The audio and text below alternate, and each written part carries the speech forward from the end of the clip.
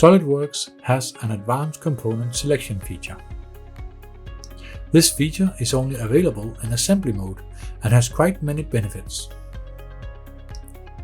To access it, go to the Selection Filter toolbar and press the More button next to the Select button. Or just press S on your keyboard and press the same button here. Select either of the predefined criteria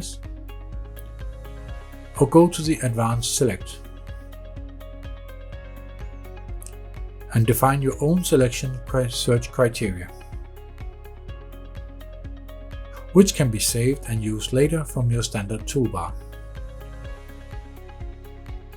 and reused in another assembly.